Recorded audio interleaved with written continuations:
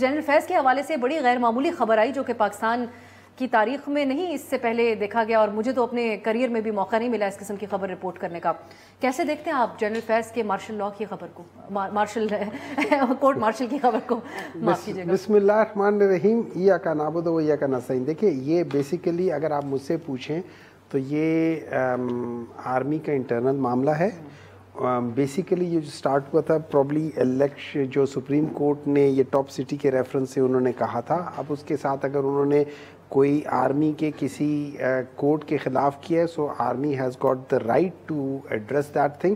سو اس بیسس پہ تو میرے کوئی تک نہیں بنتی کہ میں اس میں کہوں کہ یہ غلط ہوا ہے یہ صحیح ہوا ہے۔ اگر کسی بندے نے کوئی چیز وائلیٹ کی ہے اس کو definitely according to the institution وہ ضرور اس کو کرنا چاہیے۔ تو that's as far as I can go on my comment. یہ جو پریس ریلیز تھی ISPR کی، اس کے ایک آخری حصے میں کہا گیا کہ ریٹائرمنٹ کے بعد بھی انہوں نے آرمی ایکٹ کی خلاف ورزی کی کے مرتکب ہوئے۔ عطا تارڑ صاحب وزیر اطلاعات ہیں، حکومت کو ریپرزینٹ کرتے ہیں، انہوں نے اپنے انٹرویو میں کہا کہ یہ اس کے بعد بھی ایک سیاسی جماعت کو پروموٹ کرنے، تو ایک سیاسی جماعت آج کل PTI کو کہا جاتا ہے تنزیہ طور پہ، تو اس سے حوالے سے اگر آپ کچھ کہنا چاہیں۔ دیکھیے اس طرح یہ ہے کہ اب عطا تارڑ تو کچھ بھی کہہ سکتا ہے نا، اس کی بات کی کوئی اہمیت نہیں ہے۔ وہ حکومت کی ترجمانی کر رہے ہیں، اس کی کوئی اہمیت نہیں، اس کی کوئی اہمیت نہیں ہے، ٹھیک ہے؟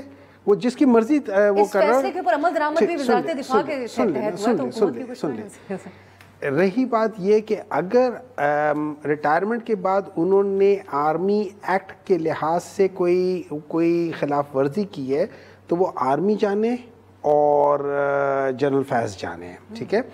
اس کا آپ کیا پرزمپشنز لے سکتے ہیں؟ آپ کچھ بھی پرزمپشن لے سکتے ہیں۔ میں کسی کی پرزمپشن کے اوپر بیس کر کے میں اپنے انالیسز نہیں دے سکتا۔